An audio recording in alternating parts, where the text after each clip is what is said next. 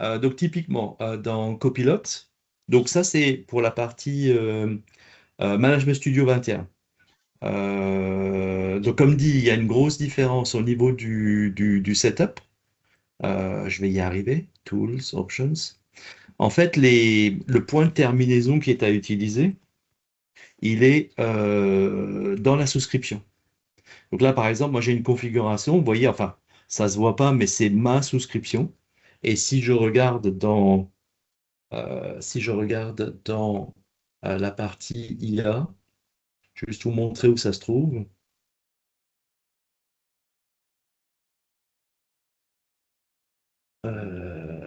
Sur OpenAI, je vais lancer la fonderie pour vous montrer.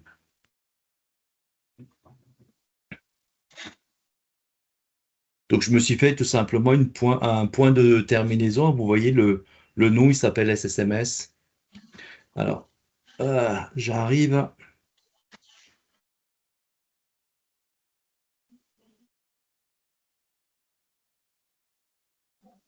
Et un autre point, c'est que ça marche seulement avec ChatGPT 4.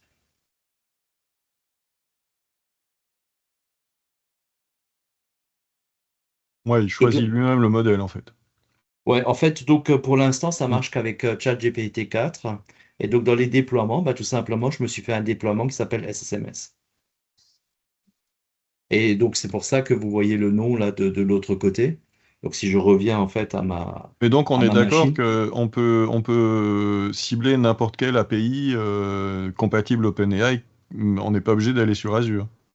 pour l'instant, la Ah, documentation indique que c'est OpenAI et c'est ChatGPT 4, à moins que ça change encore. Mais pour l'instant, c'est ça la limitation. ouais. Ah oui, non, c'est marqué Azure OpenAI. Excuse-moi. Oui, oui, on est Ouais, obligé d'aller sur Azure. voilà, c'est du Ok. Azure OpenAI. Mais Oui, par pardon. contre, la grosse différence, et je pense que tout simplement, en fait, pourquoi il y a la terminaison dans ta souscription, c'est justement pour éviter les questions du genre, oui, mais mes données elles peuvent être exfiltrées et Ah oui, tout oui. Ok. vers Microsoft. Donc en fait, c'est toi qui sécurise le truc et c'est toi qui t'occupes en fait de mettre ce qu'il faut en place. Donc typiquement, en fait, maintenant, c'est cette configuration-là qu'il faut faire dans la machine. Et puis après, ben, on peut du coup lancer comment ça s'appelle, OpenAI, enfin le copilote. Si je lui dis, par exemple, je veux me lancer là. Alors, petite astuce aussi qu'il faut voir, c'est que ici, il va vous dire dans quelle query, dans quelle tab il bosse. Là, par exemple, je suis dans query 3. Si je voulais aller dans un autre query, en fait, il faudrait que je fasse arrobase et que je Hmm. change le contexte. La recherche est toujours contextualisée. Alors, je ne sais pas Mhm. si vous avez des prompts qui vous intéressent, là, que je peux taper, puis qu'on peut voir le résultat. Bah, tu peux Demande. demander si tu trouves des mots, des procédures stockées pourries. Ah non, parce que c'est vraiment dans le. Il va interroger la base ou non? Ah bah là, je vais être dans le Et contexte de De ma la base. fenêtre. De la base, oui. demande-lui d'optimiser ta base AdventureWorks. Donc, question de Jean-Yves, lié à ta souscription Azure, mais est-ce facturé? Je suppose que oui, bien sûr, c'est le service. Oui, oui, oui, tout à fait, ouais. C'est facturé, c'est un point de terminaison en fait. Hmm. Hmm. Donc c'est la facturation OpenAI À l'utilisation par rapport au nombre de tokens que tu envoies et que tu reçois, j'imagine. Ouais, tout à fait. Donc chaque fois que tu lances une requête, c'est un token. Enfin, c'est plusieurs, ouais. Et on peut augmenter le nombre de tokens. Après, ben, tu payes en fonction du Ouais. nombre de tokens. Hmm. Donc une demande qui a été faite qui a été poussée. Donc donne-moi la liste des tables, pas le. Donc en fait, ça contient 72 tables. C'est important, c'est que c'est contextualisé sur la Ouais. BD, donc c'est bien. Tu peux lui dire, trouve-moi la pire procédure stockée de cette base de données. Ou comme dit Romain, demandez-lui de faire une démo sur le verrouillage pessimiste, virgule. Ouais, c'est ça, on peut demander à Copilot de Ouais, faire les on démos pourrait. de la session. C'est bien. Ben, Alors, grosso modo, ouais.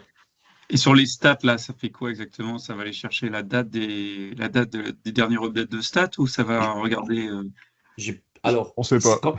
alors, il y a l'astuce. Typiquement, je peux poser la question comme ça directement.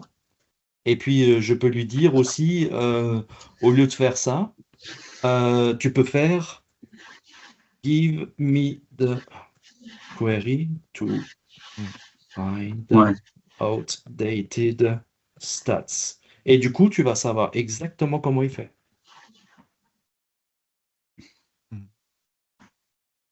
Donc voilà, donc tu le vois tout de suite. Donc qu'est-ce qu'il fait? Ben, il utilise... Oula, il fait plein de choses, hein. Et donc il te fait une petite explication de texte. Et c'est aussi fiable Min que quand on rules demande à table. copilote Donc, client ou pas? donc c'est le fameux last update. Ouais, sauf qu'il a le contexte. Donc Il a le contexte. Il a le contexte. Oui, oui, c'est aussi fiable que quand on demande au client copilote. C'est même, à mon sens, plus fiable parce qu'il a vraiment le contexte. Il est sur ta base. Donc on est d'accord qu'il sort pas de la base de données.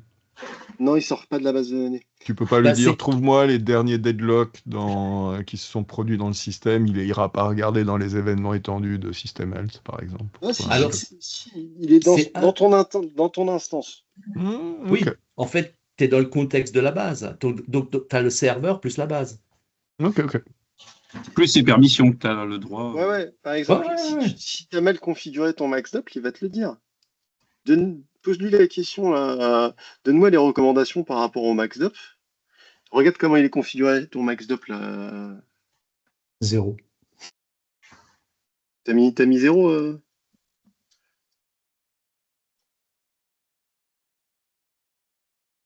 Ça marche qu'en anglais ou en français ça marche? Moi, j'ai pris l'habitude de Tu peux l'anglais. mettre en français et traduit. Bah ouais, normalement, il traduit aussi le modèle GPT. S'en fiche. Oula, oui. Il va Donc, il vous sort tout à l'AUS. Là, il me dit ce que je devrais, ce que je devrais faire, comment je les retrouve, et ainsi de suite. Donc, en fait, il a un peu, je sais pas si vous voyez, il a un peu contourné le problème. Il n'a pas dit c'est bien configuré ou pas sur ta machine. Il me dit c'est comme ça que tu peux le récupérer. C'est Et comme c'est ça que ça tu les vas le bonnes configurer. pratiques. Voilà. Et c'est ça les bonnes pratiques. Donc il a un peu contourné le problème.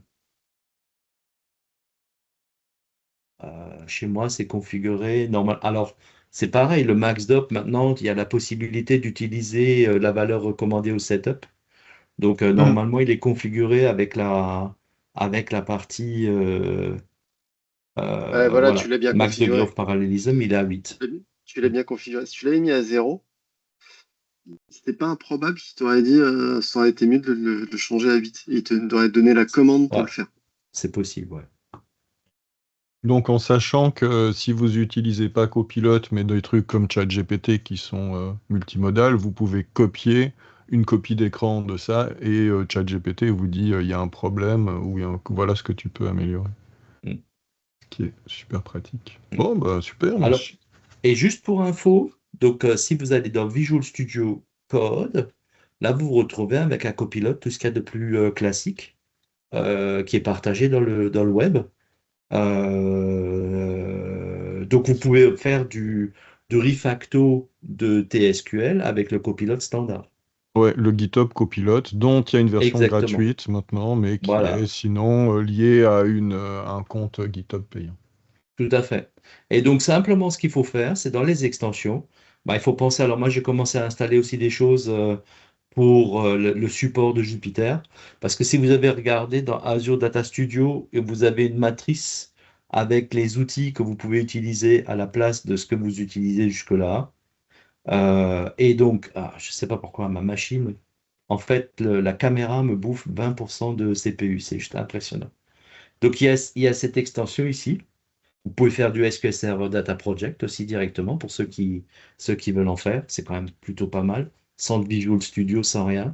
Vous pouvez faire des comparaisons de schémas, vous pouvez faire tout un tas de choses. Et moi, ce que j'ai installé aussi, c'est si vous voulez faire du Jupyter, comme vous pouviez le faire avant, bah, en fait, vous avez maintenant le polyglotte qui vous permet de récupérer vos Jupyter. Alors, ça marche pas exactement pareil. Il y a deux, trois petites modifs à faire. Mais si vous avez du Jupyter SQL, il y a la possibilité de le faire tourner avec ça. Puis ça, j'en parle juste, ça n'a rien à voir avec SQL, mais j'ai trouvé ça vraiment génial. Il y a une extension pour le parquet. Pour Ah, mais visualiser. Ça, ça, c'est c'est vraiment top pour génial. Fabric. Ça, c'est top Ça, pour c'est Fabric. Oh génial. là Pour là. Fabric, par exemple, ouais, c'est génial. Ouais, c'est parfait. Mais Ouais. typiquement, alors, juste comme on parle du parquet, pour information aussi, vous n'avez plus besoin de Polybase dans 2025 pour Ah, faire génial. pour faire de l'import parquet. Donc, plus besoin. Alors, ça disparaît pas parce que j'anticipe Donc, la ça veut question dire de que tu Rudy. peux le définir comme une table externe. Exactement. Ouais, ok. Directement une table Ouais. externe. Ouais. Moi, D'accord. typiquement, le test que j'ai fait, parce que j'avais à un moment donné, je faisais du chargement, j'avais le New York Taxi Cab là, que j'ai importé dans une base SQL avec Polybase. J'ai rien changé à mon code, j'ai juste pas installé le Polybase Ah sur ma oui. machine Ok. et ça roule. Tout est pareil. Les external Tout est data pas. source, tout ça. Ok. Ouais. Mais t'as pas besoin du serveur Polybase, c'est ça que tu veux dire. Non, tu Mais as plus besoin. que importe, tu peux pas faire des CETAS puisque ça demandait Non, tu vas pas écrire dedans normalement. Mais Polybase updated, quoi. le Ouais. CETAS, c'est Synapse, c'est pas SQL. Non, Ouais, mais tu peux faire du CETAS Ah, avec Polybase c'est le même nom. updated. ouais, moi j'y vais par Enable table. Polybase update. Ouais, Enfin, honnêtement, je suis passé par les tables externes. Mais à voir. Potentiellement, tu n'en as plus besoin non plus pour de la CETA. je vérifierai. Hmm. Bah, Ouais, pas typiquement, testé. moi, ce que j'ai C'est des fait. CETAS, c'est des external CETAS, ouais, ça marche bien. Ouais, Ok. moi j'aime Ça marche bien. bien. les CETAS, ouais. Ouais, j'aime moi aussi. bien. Ouais. Bah, c'est pareil, c'est pratique, ça permet de faire un data hub de manière très très simple. Disons qu'il y a aussi, on va dire 50% des clients qui veulent pas s'investir dans Python et compagnie. Et c'est ça qui était intéressant dans Polybase, c'est que Hmm. tu arrivais un petit peu à faire un bridge par rapport à ceux qui connaissent pas encore trop le data engineering et ceux qui connaissent. Hmm. Bon, bah, Et puisqu'on du n'a coup, pas notre. Oui, allez-y, pardon. Je lui ai j'allais envoyé dire, un message pour info à Fred, il a pas répondu. Ouais. Bon, j'espère qu'il va bien. Mais ce qu'on peut faire, c'est encore une dizaine de minutes, si tu voulais faire des démos, des choses, et puis comme ça, on peut s'interrompre à midi. Ça nous fait un petit. tu voulais continuer ton talk, Il y a- Julien? Ouais, j'ai des petits trucs que je peux montrer éventuellement, du coup. Moi, il y a un truc que j'aime bien, je sais pas si vous l'utilisez beaucoup ou pas, c'est d'utiliser les registers dans SSMS, les registers de groupe où on met tous les serveurs et on peut faire une requête sur le register de groupe sur tous les serveurs d'un coup. Je Mhm. trouve que ça marche super bien, ça. Ouais, ça Ah, fait ça, je longtemps que connaissais ça pas, C'est tu existe, vois. peu mais c'est bien. utilisé et quand on fait de la multi-tenancy, j'ai pas mal de Mhm. clients en multi-tenancy, c'est top. Ouais, je le montre assez volontiers dans les formations. Du coup, Et ça c'est dépend vrai de que la c'est super requête pratique. aussi, ça peut être dangereux. Mhm. Et évidemment, il faut que la requête soit. Oh, ça va. Bah, tu demandes à un chat GPT si c'est dangereux, et puis voilà. Ah, aussi par rapport au register server, je sais pas si vous avez, enfin, je ne l'ai pas montré, mais la connexion dans Management Studio 21, vous avez une nouvelle version où vous avez l'historique des connexions en haut. Donc ça vous Et, permet de récupérer tout de suite dans l'historique la connexion que vous voulez rétablir. ouais, et il semble se souvenir des mots de passe cette fois-ci. Ah bah dans Register Servers, il le faisait, hein. Ouais, Oui. c'est bien ça. Ouais. Oui. Ce qui est Ah, bien, c'est qu'on il fallait on mettre la peut le petite case à désactiver. cocher par contre. Oui. Oui, parfois il oubliait, mais pas dans les register servers, c'est vrai. Ah, oui, c'est normal. Dans les autres, parfois tu le fais avec, parfois tu le fais sans. Donc à un moment, potentiellement, il peut se Et perdre. il y avait eu un problème sur la SSMS, plus c'est sur la 19 ou la 20, où justement les passwords ils n'étaient pas sauvegardés. Et ensuite, là, sur la 21, c'est à nouveau sauvegardé. Ouais. Ouais. Et je vous avais dit un truc sur les onglets. Donc, comme on est sur d'une base Visual Studio un peu plus moderne, on peut mettre ces onglets verticaux à gauche ou à droite, par Ouais. exemple, quand Ouais. on en a plein. Et puis, on peut renommer l'onglet, on peut lui demander de choisir un nom, normalement. Bon, voilà, c'était pour dire. Bah, c'est une Ah souche oui, Visual c'est ça. Studio, hein. Hmm. Cette table layout, normalement. Juste en dessus. On the left.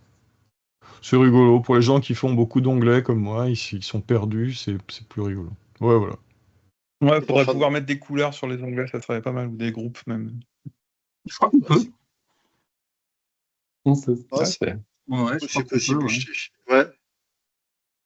Je me souviens qu'on faisait, enfin chez moi, à un moment, chez un client, on mettait en rouge, par exemple, en production. Je crois que c'est peut-être Ouais, top. basé Ouais, sur le ouais, mais register de. sur la Alors ça, connexion. c'était la barre d'état en bas.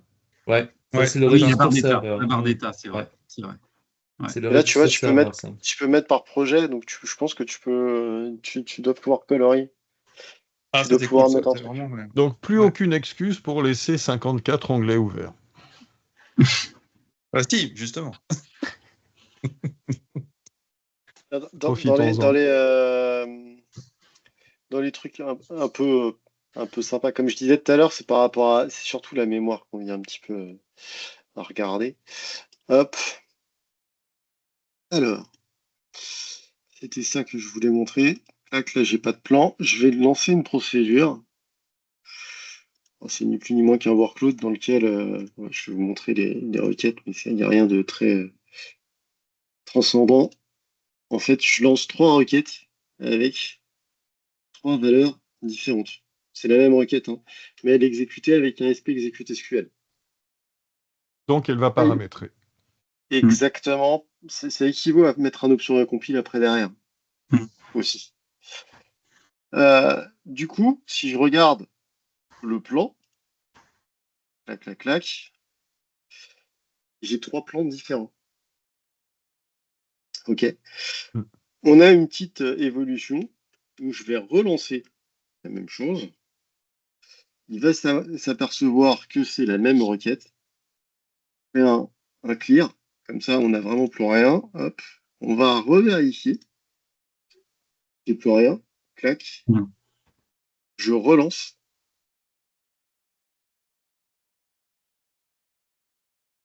Et on regarde. Et là, voilà. Pour lui, c'est la même requête.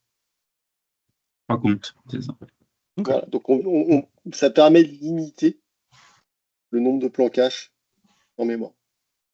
Pas grand-chose, Ouais, mais c'est toujours multiplié sympa. par X, voilà, Mm. c'est ça. Ça dépend. Moi, j'ai un client en ce moment, il fait 70 000 requêtes différentes par jour. Donc, ça peut être sympa.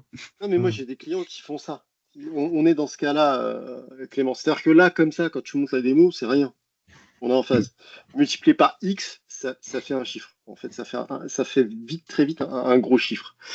Et donc, ça, plus ça, plus ça, Non, c'est ça bien, aide. c'est bon à prendre. Ouais, parce que moi, ce que j'aime bien faire, et d'ailleurs, je ne sais pas si Azure font ça. Je sais que, par exemple, Cloud SQL, ce qu'ils font, c'est qu'ils ont créé le Query Insight qu'ils ont utilisé. Et en fait, ils ont fait une base de données centralisée où ils rapatrient tous les query stores, toutes les bases de données qu'il y a sur l'instance. Est-ce qu'Azure, il a fait la même chose ou comment vous faites pour centraliser tous vos query stores en même temps? Ah ben, on les centralise pas, tous les query stores. D'accord. Ok. Aujourd'hui, si, sur Azure, on a un outil qui peut aider en fonction des SQL Database ou des outils comme le Manage Instance. Ça s'appelle le Database Watcher. D'accord. Qui lui récolte toutes les infos. Donc, Query Store, DMV, etc. Vient les centraliser. Donc, soit les mettre dans un super outil qu'on appelle Fabric, Ouais. soit dans Azure Data Explorer, qui centralise et après, derrière, on vient le mettre à disposition. Je vous l'avais déjà montré, le Database Watcher. Je vous l'avais déjà présenté. Ouais. On avait fait une session avec Richard. L'évolution, c'est qu'aujourd'hui, on n'est plus que sur l'ADX, on est aussi sur Fabric. Ça marche. Et sur on-prem, j'ai des clients qui font ça, ils le font à la main. Donc ils Ouais, collectent, c'est ça. Ouais. et puis Ouais, sinon, j'ai un client, il met tout dans SQL Monitor, Elasticsearch. il y a des outils payants qui font des Ouais. choses super chouettes, mais bon. Redgate, SQL Monitor, il peut consolider du SQL Server, on-prem, Azure, AWS, du Postgre. Ah, et puis Maintenant, pour c'est pas mal. pour la Vous avez une vision centrale. Et pour la petite histoire, il le faisait même avant le Query Store, hein, Redgate. Ah Oui, oui, oui, oui, donc ça fait tu as longtemps une qu'il- option oui, tout à fait. Optimize Halloween Protection On en scoped. Ouais, C'est ça. ça- C'est le point que j'expliquais tout à l'heure. Alors, Allez, vas-y, alors. de toute façon, pour la petite histoire, tout ce que vous trouvez dans l'IQP, c'est Scoped Database, hein, vous pouvez le changer aussi. Mhm. Voilà. Vous pouvez le changer avec le compat level et vous pouvez le changer unitairement. Là, le compatibility level, il est à 160. Pourtant, je l'avais dit de le passer à 170. Ah bah oui, je suis sur la mauvaise base. Hop, voilà. On tombe dessus. Clac. Ah, je suis bien à 170. On va supprimer une table. On va faire exprès. Hop. Pas une C'est ledger, basé. hein. Voilà. Ah, j'ai pas mis le ledger. Ah, je vais faire un drop, un drop database.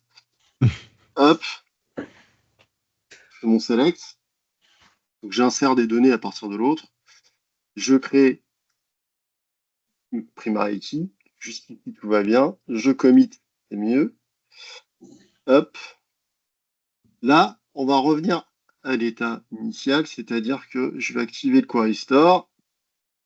Hop. Et je vais enlever l'Optimize Halloween Protection.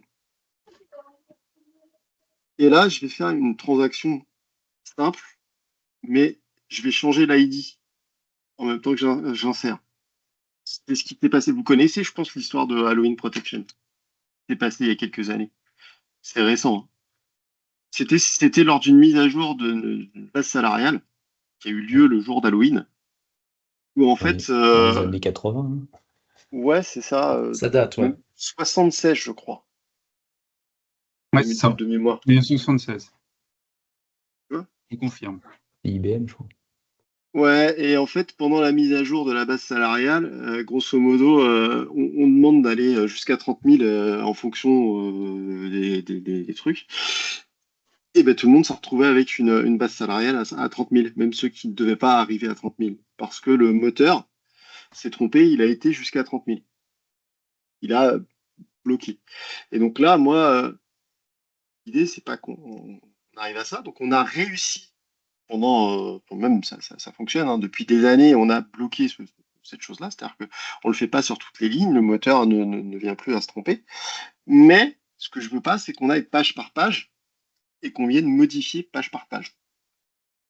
Et donc là, qu'est-ce qu'il va faire? Il va insérer normalement.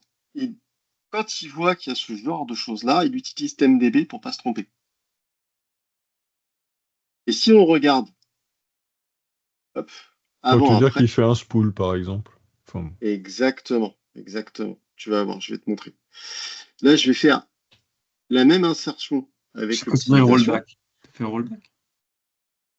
Non, non, j'ai fait mon insertion, mais j'ai pas été jusqu'au bout. Ok. Ok. Lui, je vais faire même le rollback. Hop, je vais faire le rollback, clac. Avec l'ADR, Ah, ouais, donc, tu n'avais pas fait de été. transaction. Ouais, c'est pas grave. Hop.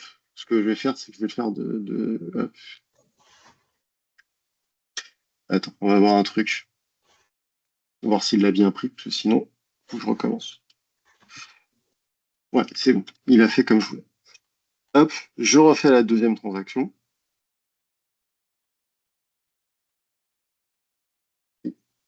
C'est pour ça qu'il va râler. Alors, hop, faut que je recommence parce que j'ai pas mis le rollback. Donc, on va le refaire. Hop, je reviens par là. Et drop tout. donc, ce que On tu veux dire, recommence. c'est que la protection d'Halloween est optimisée en termes de performance. Exactement. Ok. C'est ça que je vais montrer. C'est ça que je vais montrer. C'est-à-dire qu'on l'avait déjà, ça c'était déjà dans le truc. C'est là où l'option n'est pas forcément bien mise parce qu'on a l'impression qu'en fait elle n'existait pas. Ouais. Ce qui n'est pas vrai, en fait elle existait. Ce qui est vrai, c'est qu'on est venu l'optimiser. Ouais, hop, je crée ma première transaction. Donc là il est inséré. On va faire le rollback après derrière. Voilà, je fais mon rollback. Donc, ça a duré 5 secondes à peu près. Ça dure à peu près 5 secondes. J'active la nouvelle fonctionnalité. Je refais ma deuxième transaction.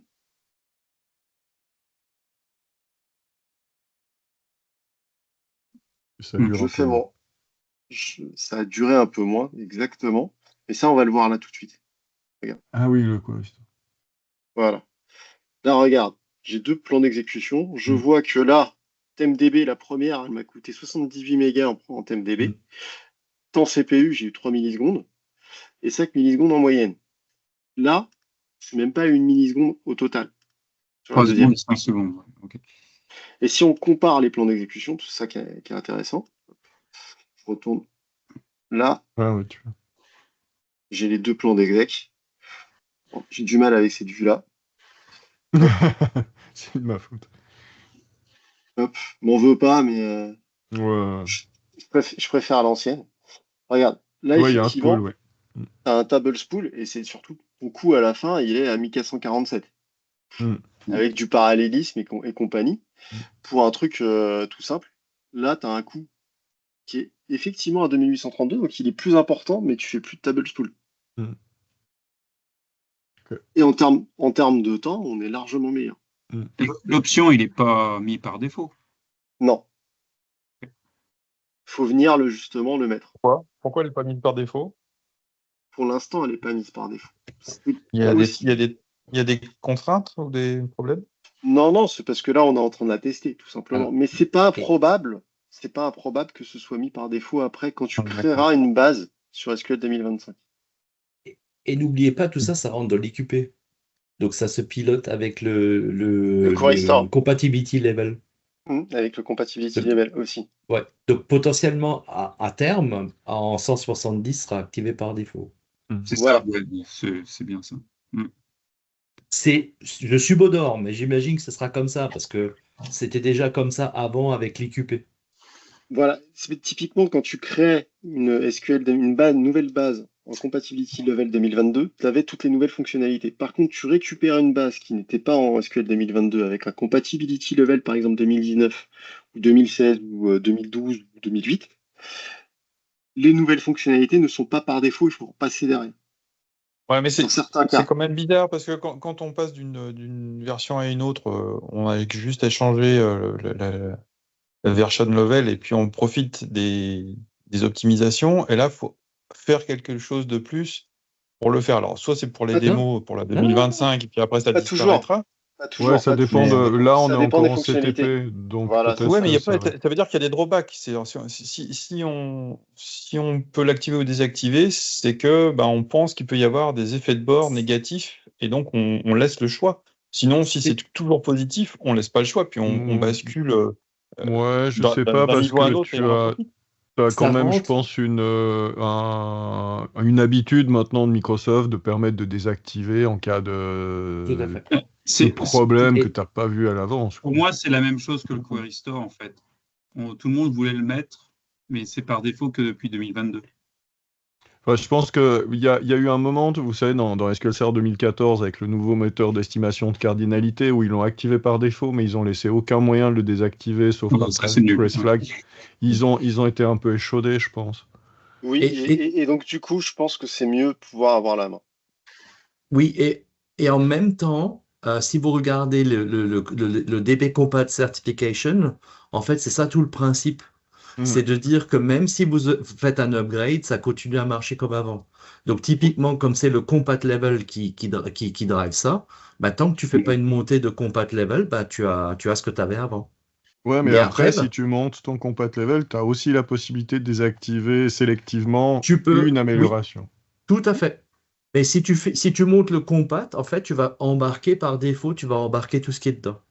Et ça, c'est pareil. C'est pour vous faciliter aussi la tâche dans les montées de version. Il y a comment dire, il y a un article qui parle de ça. C'est que on vous encourage maintenant, quand vous faites un upgrade de serveur SQL, laissez le compat, le laissez tourner pour qu'il y ait en fait, alors, laissez le compat, le temps activez le d'apprendre. query store. Oui. Et donc, laissez pour avoir une baseline, laissez tourner un petit peu. Et après, changer le compat et utiliser le query store pour la Pour voir partie la regress régression. queries. Et ça te permet de monter, de descendre ton curseur, le fait que ce soit fait comme ça. C'est ça. Tu Et as... puis là, les fonctionnalités, c'est pareil. Enfin, excuse-moi, je t'ai coupé. Mais vas-y, continue si tu voulais. Non, j'avais fini de toute façon. Mais c'est pareil pour les fonctionnalités. le fait de pouvoir activer ou pas activer, ça laisse la main à l'utilisateur final de pouvoir avoir le temps Exactement. de tester, voir si ça lui convient ou pas. Mm.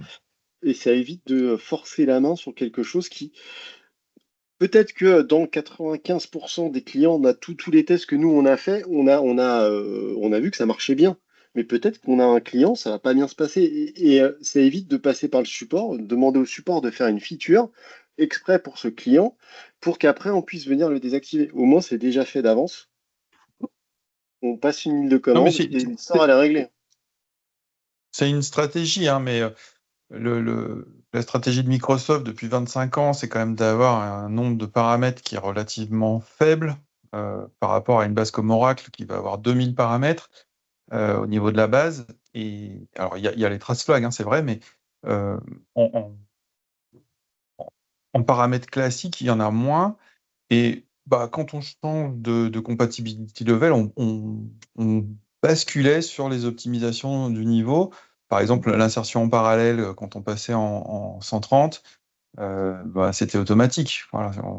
Il y a plein de fonctionnalités qui sont automatiquement prises. Pourquoi celle-ci serait Encore une différente? fois, on est en CTP 2.1. Mais après, moi, j'ai vu d'autres fonctionnalités hein, comme ça, où c'est l'ADR, par exemple, l'Accelerated Database Recovery, il n'est pas mis par défaut. Oui, parce qu'il y Non, a des drawbacks, quand même. mais je veux dire, ta Bah, il y en question a. sur ta remarque sur les options, je pense qu'ils ont changé un petit peu leur fusil d'épaule, heureusement, parce Ouais, que c'est ce que tu il y a, disais. il y a quelques années, c'était quand même assez pénible Avec de dire 2014, on te fait tout automatique et tu peux rien configurer, sauf si tu connais cet obscur trace flag que tu ne peux activer que si tu es sysadmin dans ta requête. C'est un peu chiant en fait. Tu es là, que tu peux venir mettre au démarrage du service. Donc, il va falloir que tu désactives, tu demandes aussi sysadmin de le mettre en place dès le démarrage du service pour que ça fonctionne comme il faut. Ouais. Donc Et moi c'est je veux tout. bien avoir une politique, je trouve ça plutôt pas mal de mettre, au lieu d'avoir des trace flags, d'avoir des options claires qui soient Oui. scopées à la base de données. Mais effectivement, ça fait un petit changement de politique, peut-être, qui est bienvenu, je trouve. Bah, par rapport à ce que dit Rudy, il y a un truc qui est quand même vachement important, c'est que avant c'était un trace flag, donc c'était l'instance. Là, c'est une base de données. Donc on choisit base à base. Et en fait, ce qu'on essaie de faire aussi dans le moteur, c'est de pouvoir avoir les fameuses database scope configuration pour qu'on puisse changer le comportement d'une base en particulier. Typiquement, par exemple, vous avez une application qui veut un max d'op à 1, ben, vous pouvez le mettre sur la base et laisser 8 sur le reste. C'est juste un exemple. Et après, on a quand même fait un genre de macro à macro switch qui est le compatibility level. Là, en fait, Julien, il a mis ça directement en database scope configuration, mais il y a fort à parier que ça viendra peut-être en automatique avec le compat 170 à terme. Ah, C'est moi, je le, possible, hein. moi, je le pense. Hein. Moi, Bah, si l'option est que bénéfique, il y a pas de raison de ne pas l'activer d'office, quoi. Ouais, C'est mais Oui, mais c'est possible. difficile de savoir que tu c'est vois, que Romain, bénéfique Ouais, quand tous les clients, tout à coup, ouais. ils ont pas bah encore voilà. basculé dessus. Tu peux avoir des Moi, je, surprises Tu peux malgré pas. tout. moi, je suis fan de l'ADR. Accelerated Database Recovery, je suis fan. C'est, je pense, une super fonction. Mais je peux comprendre qu'on ne l'active pas dans certains cas. Hmm. Et donc, en fait, il faut laisser le temps aux choses, le temps que ça se teste, le temps qu'on voit aussi des choses qu'on n'a pas pensées. Ouais. Euh, C'est vrai, c'est vrai. les clients, ils ont une fâcheuse tendance, ou pas, je sais pas forcément fâcheux, à nous trouver des cas que nous, on n'a pas pensé. Et c'est très bien. Et donc, le fait, comme le dit Rudy, hein, de pouvoir le modifier, d'avoir le choix, ce choix, c'est une bonne chose. On est quasi certain que dans le futur, ça sera mis par défaut, mais ça laisse le temps d'essuyer les plâtres. Hmm. Moi, Et en plus, ouais, vas-y. l'ADR, juste par rapport à ce que dit Julien, en plus, maintenant, ça marche aussi de concert avec les nouveautés de 2025. Il y a Le aussi le Core recommitted Store, snapshot.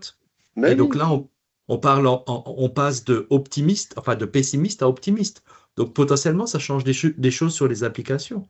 Alors la plupart des applications, ça va fonctionner, mais il y en a peut-être dans les coins retranchés où ça ne marchera pas. Il y a un truc que j'aime bien dans la notion. Enfin, j'ai travaillé pour un multitenant où on a fait des tests de régression entre les modes de compatibilité, mais aussi entre les modes de compatibilité genre 2008 par rapport à une version 2016, 2008. Et c'est vrai ce que dit Stéphane, on n'a vu aucune régression si la version était différente par rapport au mode de compatibilité choisi. Et ça, c'est génial. Bah, Parce c'est que- garanti par Microsoft, hein, c'est Oui, documenté. mais bon, Ouais. C'est documenté, on fait ouais. des tests au cas où. Donc, je peux confirmer ce que dit Stéphane par les tests. Et ce qui est très important, c'est que, pour moi en tout cas, pour convaincre parfois des clients à cause de leur dette technique, il y a des fois, je suis obligé de passer par ça. De dire, on va faire d'abord la version avant les modes de compatibilité. Bah ouais, c'est Parce bien. qu'ils sont extrêmement frileux, hein, les clients. Bah, pour Et- moi, le principe... Oui, excuse-moi. Vas-y. Et juste pour finir, et ce que j'aime bien avec la notion de base de données, comme dit Stéphane, c'est qu'on peut faire aussi sur des multitenants des A/B testing, où on peut se permettre de le faire sur certains clients, puis si ça passe bien, on le propage, etc. Donc moi, j'ai trouvé que... Ah oui, et puis la dernière question que j'ai, et après je te laisse parler, Rudy, c'est si je reste en 2008 et que je vais en 2022, est-ce que je suis supporté par Microsoft? Et ça, c'est vachement important aussi par rapport au support. Parce qu'il y en a certains qui passeraient jamais en 2022 si c'était pas. Je veux dire, avec le niveau de compatibilité, c'est ça? Et c'est ça. Donc, c'est ça qui est intéressant. C'est-à-dire que même si on est en mode de comptabilité 2008, on est toujours supporté par Microsoft si on upgrade la version. C'est important. Ben, juste par rapport à ça, je ne sais pas si vous vous rappelez quand on faisait des assessments, à la base, on disait ah, attention, tu n'es pas en mode natif, il faut monter. C'est fini ça, on n'en parle plus. Enfin, on en Ouais, parle moins. ce qui est... Alors, Ouais, vas-y. ouais, juste faire attention, c'est sur les moteurs modernes, hein. Il y a, à un moment donné, il faut passer un cap. Ouais, enfin, sûr. la garantie que vous avez posée, c'était en 2016, si je me trompe. Voilà, c'est ça. Donc maintenant, c'est toute version supportée. Ouais, ouais. Mais moi, ce que je voulais dire, c'est que la problématique en général, c'est par rapport à un éditeur. Je fais beaucoup d'audits chez des gens qui ont des problèmes de performance parce qu'ils ont un logiciel, un progiciel d'éditeur et puis qui sont en dispute avec l'éditeur. Et la raison pour laquelle on monte pas de version, en général, c'est contractuel. Les éditeurs se rendent pas compte qu'il y a cette garantie. Donc, comme c'est ceinture et bretelles et qu'ils se font déjà assez massacrer, ils n'ont pas envie de prendre des risques supplémentaires. Ils disent non, faut pas monter la version. Et puis, nous, on arrive et puis on dit non, mais le support, il est garanti sur le niveau de compatibilité de la base. Après, c'est un dialogue de sourds parce que c'est juste l'éditeur qui veut pas, quoi. Je Exact. confirme. Hein, j'étais Ouais. chez un éditeur et pendant 3 ans, on n'a pas réussi à monter de version. Alors, C'était horrible. Infâme. j'étais surpris. La dernière fois, j'ai regardé, j'étais très surpris. SharePoint, maintenant, fonctionne avec le DB Compat et pas avec la version du Ah, d'accord. moteur. Si Ouais. vous regardez la doc, vous verrez, ça, elle a évolué pour ça. Et je vous ai mis les petits liens si ça vous intéresse. Ouais, merci. Et ça, c'est vachement important, Ouais. la compatibility certification, parce que quand tu discutes à un éditeur, tu te dis, mais regardez, et vous avez aucun souci.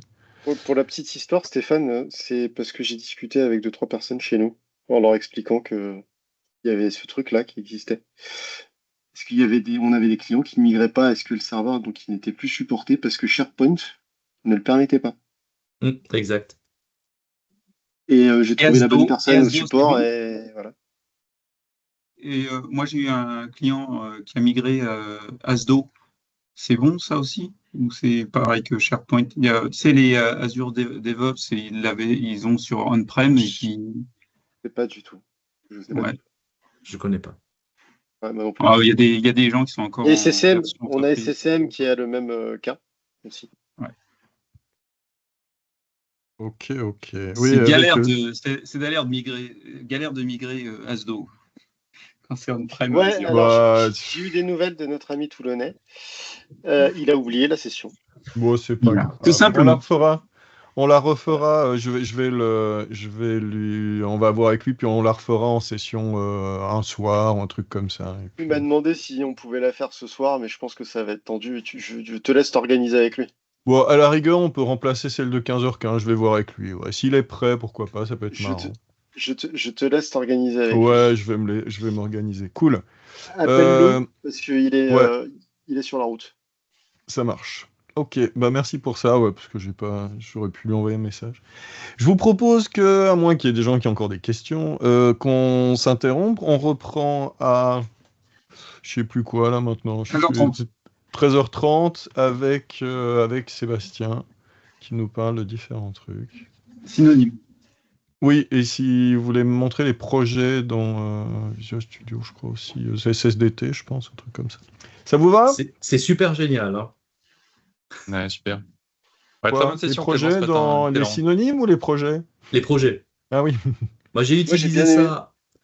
J'ai utilisé ça dans le passé pour. En fait, j'étais en charge de la base de données des transports en commun du Danemark. On l'a complètement refactorisé et je peux vous dire que avec un projet de base de données, ça change complètement la vie. Pour le déploiement, tu veux dire?